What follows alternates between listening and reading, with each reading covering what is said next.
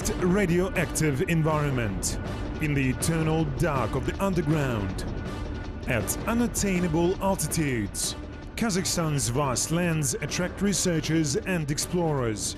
Our filming crew are no exception. Our expedition goes on to the south of Kazakhstan. Here the village of Madeni is humming on the archaeological map. Why is it?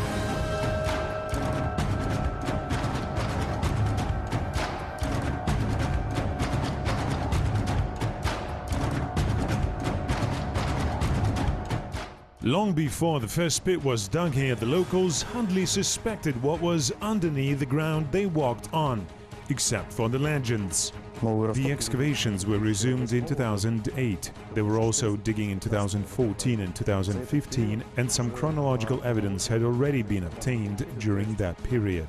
This site turned out to be a public place in remote antiquity, populated and lived in by more than one generation.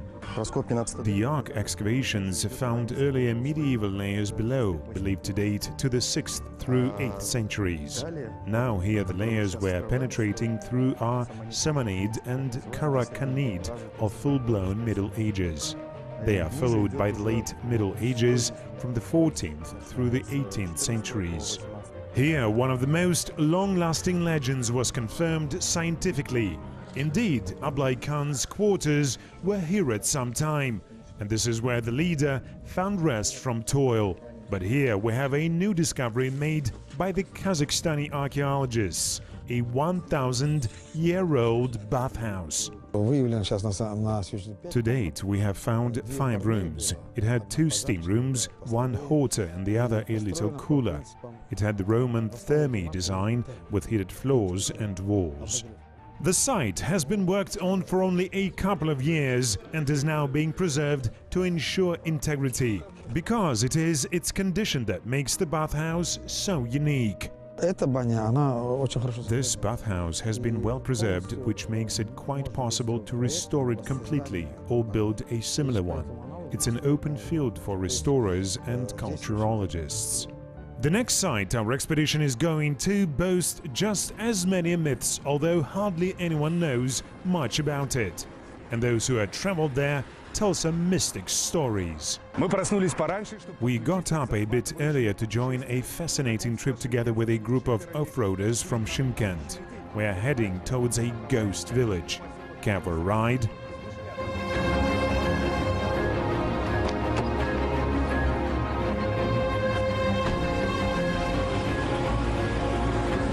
My companions and guides are both experienced travelers, and both are named Sergei. Their SUVs help them explore southern Kazakhstan and discover it both for themselves and myself. I see it's been looked into for a couple of years, and if no one ever knew about it, it's actually closed, but I've been going there since 2010 or 2011. How come this town of miners turned into a ghost village of Baizhansai? Now we're looking for those who witnessed the old but real events. The off-roaders never took the risk of going there in one vehicle. Almost 100 kilometers to the destination, a 1.5 to 2-hour drive. That is, if you do not get distracted by numerous places of interest scattered all over the area. Naturally, we couldn't help indulging in contemplating all the splendor. Ak Mechet Cave is the popular name. It is also known as the Jibek Depression thanks to the namesake district it is located in. The cavity carved by Mother Nature is the size of a big sports center. Trees grow down below on the bottom of a huge hole 20 meters deep. Their foliage is inhabited by wood pigeons, jackdaws and bats.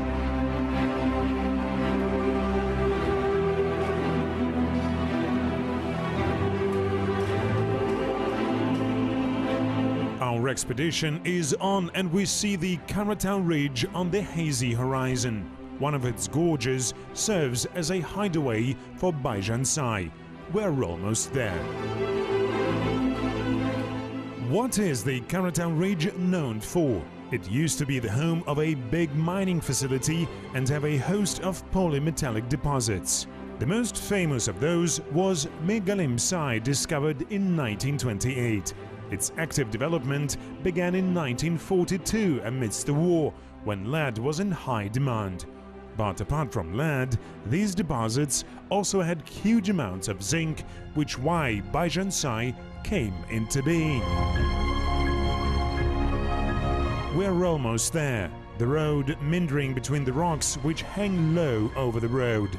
We pull over by a conspicuous cave. It is a tunnel or a natural grotto, the first secret of Baizhansai. An old-timer's legend goes that during the Civil War, the Basmachi, or the anti-Soviet resistance movement guerrillas, were abundant in the area. Development of the mine began at about that time. The very first geologists who came here were not armed. Once they were attacked by the Basmachi, who either went up the cave or outflanked them from the other side. From there, the geologists tried to ward the attackers off by what turned out to be at hand. They filled the tubes up with dynamite and gunpowder, things they had needed for work. They filled them up with rocks and nails and fired back. The Basmachi never reached the settlement itself.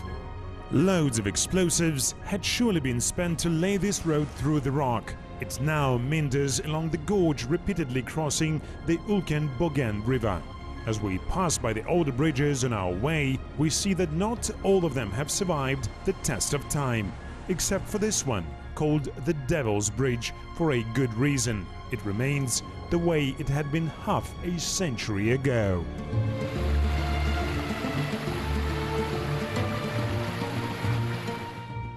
The statue smashed against the rocks, used to decorate Baizhansai, shows how deceitful this river can be. One can only imagine it marauding the settlement during high water. And now, here it is. Baizhansai was set to come to life in 1942.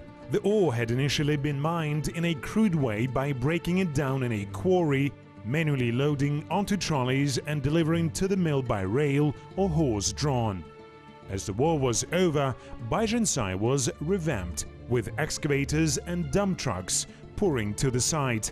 In the 1975-1976, rapid method excavations were introduced.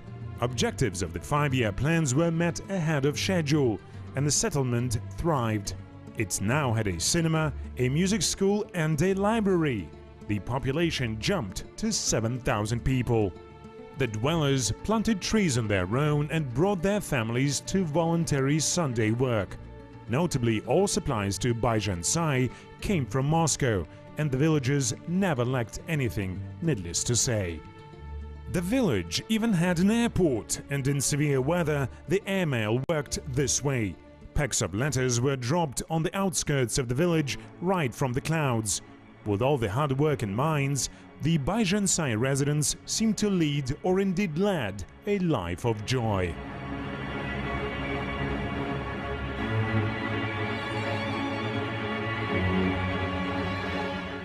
May I? Come on in. Why stay outdoors? Born here in 1967. My parents were born here. My kids and grandkids were born here. We stay here because we are not used to the city life.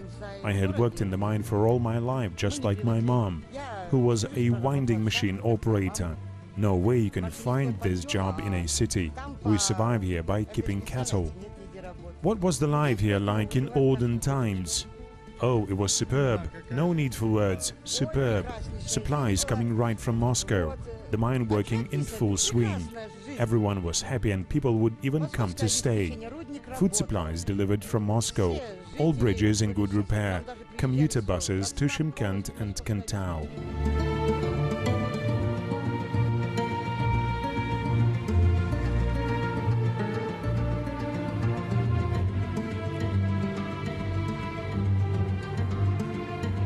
We used to have a bakery in the village, and people would even come here from Shymkent to buy bread.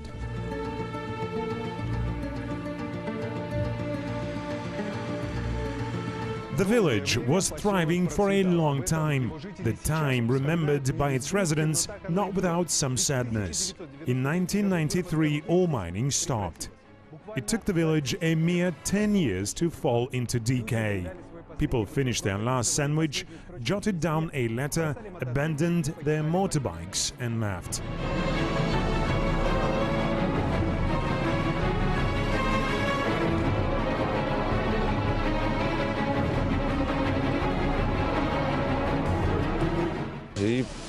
That's it, downfall.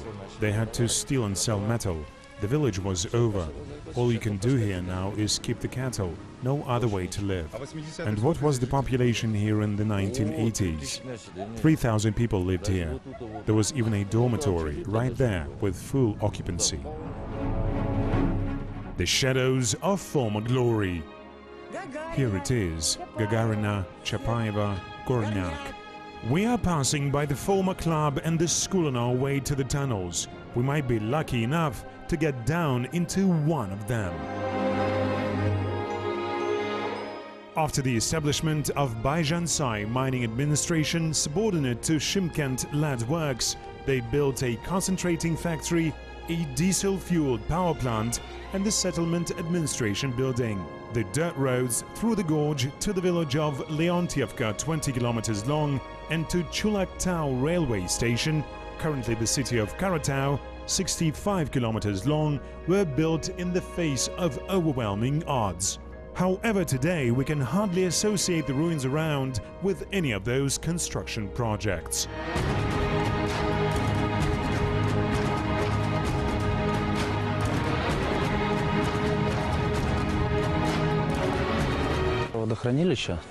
To the best of my knowledge, the reservoir was created for the concentration mill. All waste was used to build the dam, and that's how they built it. My companions had been here before, and so they find the entrance to the tunnel with no problem.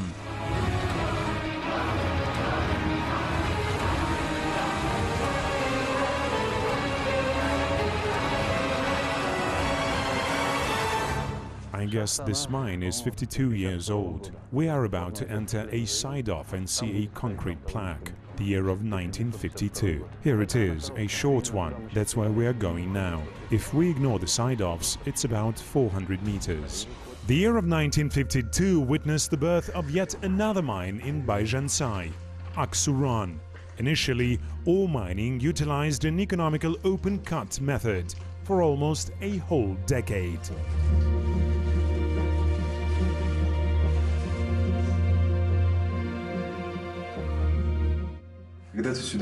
The place used to have light and power, and it's pitch dark now. Want to get in? How about the work schedule? How did people report for duty? 3 shifts, from the morning till 4, then from 4 till night, and from the night through the morning, triple shift.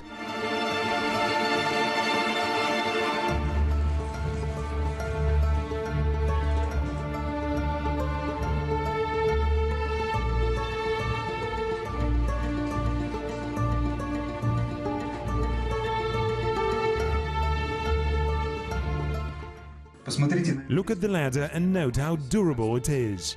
Miners used it to get down. And how deep is it? Wait and see. 1, 2, 3, 4, 5, 6, 7, 8, 9, 10. The rock has just reached the bottom, about 90 meters deep.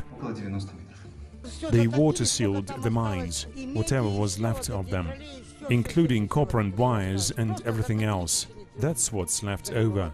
They just flooded them within 3 days, 14 water tables. Nothing had been collected or dismantled. And there are sure a lot of tunnels, both sublevels and tunnels, and 14 water tables, with a 45-meter gap between each table. So you get it. The tunnels are usually deluged in the spring and fall, so we've run into good luck getting inside. Sergey, I see there are quite a few of such tunnels around here, right? Yeah, quite a few. I personally know of 4 or 5 in different parts of the village. Well, thank you for this opportunity to experience this extreme night orientation.